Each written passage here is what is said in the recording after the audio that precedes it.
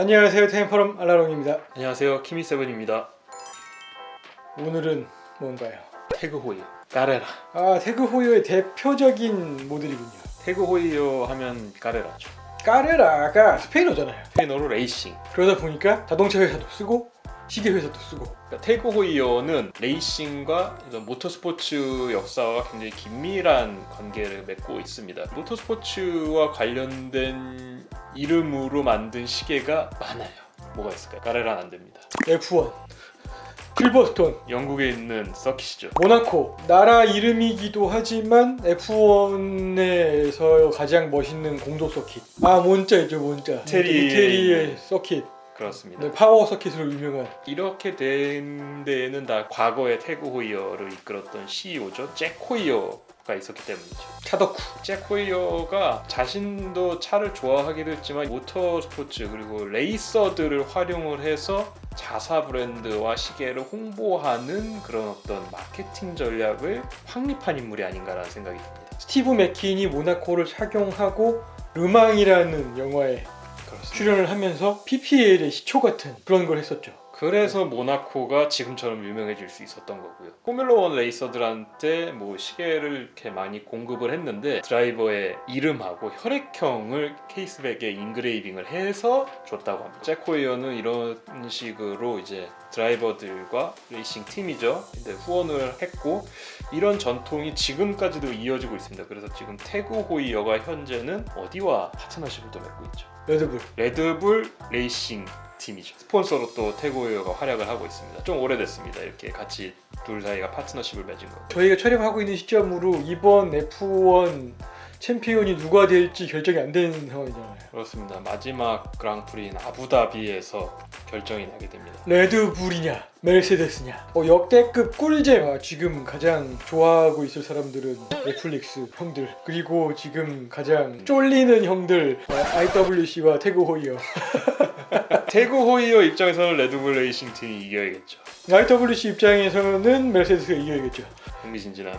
저희는 이번 방송에 한해서는 레드불을 응원하겠습니다. 까레라라는 그럼 이름은 어디에서 온 걸까요? 1950년대 초반에 까레라 파나메리카나라고 하는 남미에서 북미를 이렇게 해안가를 따라서 이렇게 쭉 있는, 이렇게 세로로 쭉 있는 그 고속도로의 개통을 기념을 해서 그 멕시코에서 국가적으로 연 공도 레이스였죠. 이 랠리가 참가 제한이 없다라고 저는 알고 있습니다. 아무 자동차나 다, 그리고 누구나 다 그냥 이렇게 일직선으로 쭉 이어진 도로도 아니었다라고 저는 알고 있거든요. 구불구불하고 막 고저차도 있고 이러다 보니까 막 정말 온갖 사람들이 거기에 매달려서 달리면 얼마나 보는 입장에서는 다이나믹하긴 했겠죠. 얼마나 많은 사고가 났었을까라는 게 충분히 상상이 됩니다. 사고가 많이 났고 다른 대회에서도 굉장히 많은 인명사고가 났기 때문에 까레라 파나메리카 대회는 몇 년 치러지지 않았다고 합니다. 근데 이 대회가 얼마나 왁자지껄하고 떠들썩했으면 그 대회를 가보지도 못한 스위스 산골에 살고 있는 잭 호이어의 귀까지 들어가서 새로 만든 시계의 이름을 까레라라고 해야겠다라고 할 정도로 유명했던 거죠. 1960년대에 이 까레라라는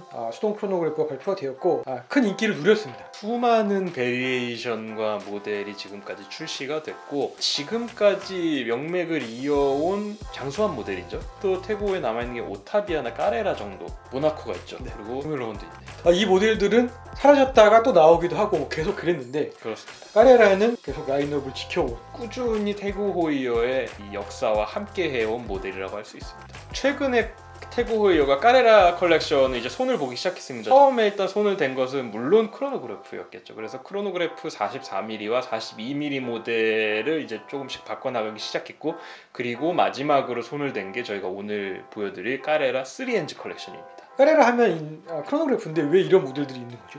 너무 크로노그래프만 한다면 컬렉션이 어떤 다양성이 굉장히 줄어들기 때문에 소비자 입장에서도 크로노그래프를 원하지 않는 고객들도 있을 것이고, 크로노그래프를 원하지 않지만 대신 까레라라는 모델의 어떤 헤리티지를 즐기고 싶은 사람도 있을 것이고요. 그런 분들을 위해서 제작한 것이 바로 이 3NG 컬렉션이 아닌가 생각이 듭니다. 오늘은 많은 모델을 살펴봐야 되기 때문에 언박싱 없이 바로 모델로 들어가도록 하겠습니다. 일단 첫 번째 모델은 데이데이트입니다. 이전 세대와 조금 달라졌습니다. 아주 전체적인 모양 틀은 그대로 유지를 하고 있지만 부분 이제 아주 작은 디테일에서만 이제 차이를 보여주고 있습니다. 폭이 좁은 베젤이 보이고 직선적인 러그를 가지고 있습니다. 이런 측면 케이스 디자인을 가지고 있고요. 브레이슬릿 역시 직선적인 느낌이 강하지만 이 가운데에 있는 링크가 좀 달라진 것 같네요. 밸런스를 맞추기 위해서 양쪽의 끝에 있는 부분이 조금 더 이제 넓어졌고, 그리고 H 형태의 새로운 브레이슬릿을 제작을 해서 3Ns 컬렉션에 도입을 했습니다. 테이퍼도 되지 않고 같은 너비로 이어지는 그런 형태의 브레이슬릿을 가지고 있습니다. 히든 클라스프 형태로 클라스프가 보이지 않고 이렇게 버클을 열어서 닫을 수 있는 그런 모양을 하고 있습니다. 이 케이스 형태와 브레이슬릿은 공통적인 거죠? 그렇습니다. 3Ns 컬렉션의 모든 제품들은 이 H 형태의 새로운 브레이슬릿을 연결했습니다. 구형 모델과 비교를 하기 위해서 이렇게 나란히 두고 있는데 신형이 확실히 좀 더 밸런스가 좋아졌다라는 느낌은 있네요. 거의 큰 차이가 없습니다만 이 디테일에서 요소 작은 부분은 조금 더 고급스럽고 세련되게 다듬었다고 할 수 있습니다. 까레라라는 이제 모델명이 커졌고요. 바늘과 인덱스도 살짝 두껍게 바뀌었습니다. 6시 방향 쪽에 있는 칼리버 5라는 문구가 사라졌습니다. 다이얼 표면의 질감도 신형 쪽이 좀 더 고급스럽다라는 느낌이 들고 깊이감도 느껴집니다. 가공 측면에서 봤을 때는 신형 쪽이 훨씬 더 눈이 부실 정도로 반짝반짝거립니다. 브레이슬릿이 신형이 조금 더 얇아졌기 때문에 착용했을 때 편안한 느낌은 신형 쪽이 있지 않을까라는 생각이 드네요. 유광 가공 위주의 케이스 표면 피니싱을 하고 있습니다. 측면이나 이런 부분에서는 무광 가공을 조금씩 사용하고 있는데 전면에서 봤을 때는 유광 가공이 도드라지기 때문에 반짝반짝거리는 느낌을 받을 수 있습니다. 스테인리스 스틸 케이스고 지름은 41mm, 두께는 12.37mm입니다. 방수는 100m고요. 스포츠 성능을 적절히 유지한 까레라라는 디자인을 가지고 가면서 편하게 시계를 착용하고 싶은 분들을 위한 그런 모델이 까레라 3Ns 컬렉션들이라고 할 수 있을 것 같습니다. 다이얼을 보시면은 바 인덱스를 사용하고 있고요. 블루라고 하기에는 너무 짙어서 네이비에 가까운 그런 형태를 보여주고 있습니다. 다이얼 바깥쪽에 경사진 부분은 굉장히 세밀한 초단위의 인덱스가 들어가 있는데 까레나 크로노그래프에서 가지고 있는 그런 요소를 공통적으로 사용하고 있는 것 같습니다. 12시에 보시면 까레라와 그리고 태그 호이어의 로고가 들어가 있고 3시 방향에서 이렇게 요일과 날짜를 표시하면서 데이데이트 기능을 수행하게 됩니다. 시분침에는 이렇게 야광이 위에 올라가 있고 인덱스는 이제 굉장히 입체적인 형태를 띠고 있는데 가장자리 다이얼 바깥쪽 부분을 보면 아주 작게 야광이 들어가 있어서 어두운 곳에서도 시간을 확인할 수 있도록 하고 있습니다. 무브먼트는 칼리버 5인데 데이트 기능의 칼리버 5도 있고 데이데이트 기능의 칼리버 5도 있습니다. 셀리타의 범용 무브먼트를 수정을 한 무브먼트, 시간당 진동수는 28,800 VVH 4Hz, 파워 리저브는 38시간입니다. 카레라 3Ns 데이데이트 모델은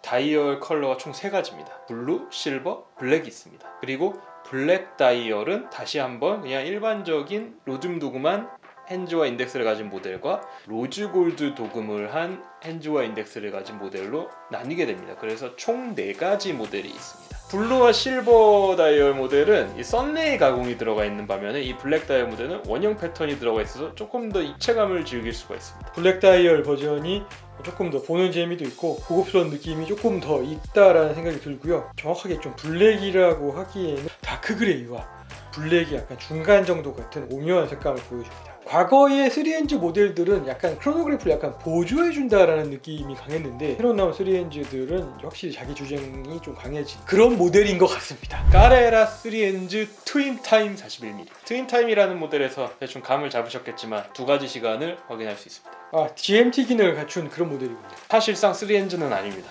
4Ns입니다. 시침, 분침, 초침, GMT 핸드 해서 바늘이 4개입니다. 케이스 소재는 스테인리스 스틸이고 지름은 41mm, 그리고 케이스 두께는 12.3mm, 방수는 100m로 동일합니다. 데이데이트 모델에는 경사진 플랜지 부분에 굉장히 정교한 초침 눈곱이 들어갔다라고 하면 이 모델은 다이얼 바깥쪽에 쇼친 눈금이 들어가고 대신에 플린지 하얀색과 어두운 색을 이용을 해서 24시간을 표시한 GMT용 인덱스가 이렇게 배치되어 있습니다. 색을 이렇게 구분을 해놨기 때문에 낮과 밤까지 확인을 할 수 있다는 장점이 있습니다. 까레라 3Hands 트윈타임 모델도 이전 모델과 조금 차이점이 있는데 H 형태의 새로운 브레이슬릿이나 아니면 핸즈나 인덱스가 살짝 볼드해졌다는 정도 변화라고 할 수 있을 것 같고요. 그리고 원래는 데이트가 3시 방향에 있었는데 6시 방향으로 이동을 했습니다. 그래서 전체적인 밸런스와 균형이 조금 좋아졌다라고 할 수 있습니다.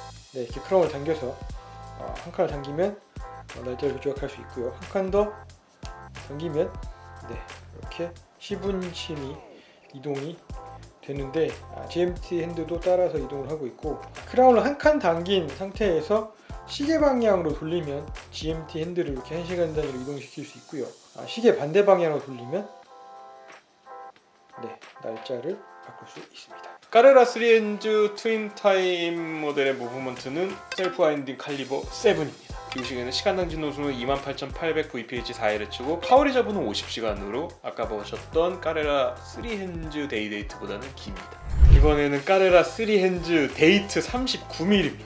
케이스는 스테인리스 스틸로 제작을 했고, 단지 이제 케이스 지름이 39mm로 조금 작다는 점, 그리고 두께도 11.5mm로 지름이 줄어든 것처럼 두께도 줄어들었다 라고 할 수 있고요. 대신 방수는 100m로 동일합니다. 큰 시계 안 좋아하시는 분들이 있는데 스포츠워치를 꼭 사야겠다 라는 생각이 있으시면 이 모델이 좋을 것 같습니다. 드레스워치용으로도 쓸 수 있을 것 같은 그런 적절한 사이즈이고, 케이스 지름이 39mm라고는 하는데 실제로 제가 느끼는 체감은 36mm 정도로 느껴집니다. 전작에서도 날짜창을 3시에 있었지만 6시로 옮겨서 전반적인 어떤 균형을 도모했다 라고 말씀을 드릴 수가 있습니다. 그리고 다이얼 컬러 베리에이션에 대해서도 말씀을 드려야 되는데, 3Hands 데이데이트 41mm 모델과 완전히 동일합니다. 그래서 블루, 실버, 블랙 총 3가지 다이얼 컬러를 가지고 있고, 블랙은 다시 로듐 도금한 핸즈 인덱스 버전과 로즈 골드 도금한 핸즈와 인덱스 버전으로 나뉩니다. 그래서 총 4가지 모델이 있다 라고 말씀드릴 수 있습니다. 이 39mm 탑재된 무브먼트는 뭔가요? 칼리버 5네요. 여기에는 대신에 요일은 빠져 있습니다. 시간당 진동수는 28,800 VPH/4Hz, 파워 리저브는 38시간. 여성용은 또 이렇게 갖고 왔습니다. 까레라 3Hands 데이트 29mm입니다. 원래는 28mm 모델이 있었는데 1mm 키워서 29mm로 바뀌었습니다. H 형태의 새로운 브레이슬릿, 그리고 케이스 디자인 이런 것들은 전체적인 컬렉션을 관통하는 변화이기 때문에 여기서 동일하게 적용이 되었고, 케이스는 스테인리스 스틸, 지름은 29mm, 두께는 10.75mm, 대신에 방수는 또 100m. 무브먼트는 칼리버 9이고 굉장히 여성용에 맞춰서 굉장히 자그마한 사이즈를 가지고 있습니다. 시간당 진동수는 28,800 VPH/4Hz, 그리고 파워 리저브는 42시간입니다. 칼리버 5보다 파워 리저브가 깁니다. 같은 색깔끼리 모아보면은 이런 느낌이다라고 할 수 있겠습니다. 다이얼 색상까지 같은 디자인도 같고, 이제 대신 여성용이기 때문에 이렇게 다이아몬드 인덱스를 넣어서 오빠 의견에 맞춘 그런 예물시계다 보니까 다이아몬드라도 좀 넣어줘야 하지 않겠어요? 그렇습니다. 그거라도 넣지 않으면 선택하기 어렵겠죠. 여성용 모델은 다이얼은 블루와 마더 오브 펄 자개판으로 나뉘고, 다시 일반적인 인덱스 버전과 다이아몬드 세팅 인덱스로 또 나뉩니다. 그래서 총 4가지 모델이 있습니다. 가격을 또 우리가 또 다 한번 훑어봐야겠네요. 모델명을 던질 테니까 키미세븐님이 가격을 말해주시죠. 까레라 데이데이트 41mm. 일반 버전은 369만원, 그리고 블랙 다이얼에서 로즈 골드 도금한 핸즈 인덱스 버전 395만원. 확실히 고급스럽더라니. 진짜 금은 아니지만 차이는 납니다. 까레라 트윈타임 41mm. 402만원. 바늘 하나 값이 더 올라갔죠. 플린지의 컬러 반반 가격. 까레라 데이트 39mm. 일반 버전은 343만원, 로즈 골드 도금한 핸즈 인덱스 버전은 369만원, 그리고 이제 마지막 여성용 모델은 일반 버전은 291만원, 다이아몬드 세팅한 버전은 415만원. 차이가 좀 많이 나네요. 근데 시계 가격으로 봤을 때는 남성용 41mm 데이데이트와 거의 비슷하기 때문에 굉장히 공평한 딜이 될 것 같습니다. 어느 쪽도 손해보지 않는. 이건 노린 거다 진짜로. 예물용을 노린 가격대예요. 자, 저희는 이렇게 해서 태그 허이어 새로운 까레라 3핸즈 모델들을 쭉 살펴봤고 드라마틱한 변화는 없지만 굉장히 이제 소소한 디테일 변화를 이제 주었고 그 디테일 변화를 통해서 가장 크게 느껴지는 부분은 이제 고급스러움입니다. 태그 호이어를 대표하는 컬렉션에서 이제 엔트리를 담당하는 3N's 컬렉션을 고급스럽게 만들면서 이제 까레라 컬렉션 전반적인 어떤 완성도나 가치들을 끌어올리고 있다라고 말씀드릴 수 있습니다. 저희가 이전에 살펴봤던 아쿠아레이서에서도 느껴졌던 그런 부분인데 전반적으로 태그 호이어의 시계들을 조금 더 다듬어가는 과정이구나 라는 생각을 해봤습니다. 거의 대부분의 시계가 300만 원에 집중되어 있기 때문에 기계 시계를 처음 입문하거나 아니면 태그 호이어를 좋아하는 분들이라면 굉장히 혹할 만한 그런 가격대라고 할 수 있고, 또 여성용 모델이 포진해 있기 때문에 남녀 커플 시계를 구성하기에도 좋다. 한 놈만 패겠다라는 의지가 느껴집니다. 300만 원대? 그 가격대에서는 경쟁자들이 별로 없는 데다가 태그 호이어만큼 유명한 브랜드가 또 없어요. 그리고 이렇게 유명한 이름을 가진 모델도 없고 상품성이 이 정도가 되는 시계도 딱히 없죠. 젊은 층들한테 확실히 인기를 많이 끌 수 있을 것 같아요. 자, 그러면 저희는 다음 시간에 다시 돌아오도록 하겠습니다. 고맙습니다. 감사합니다.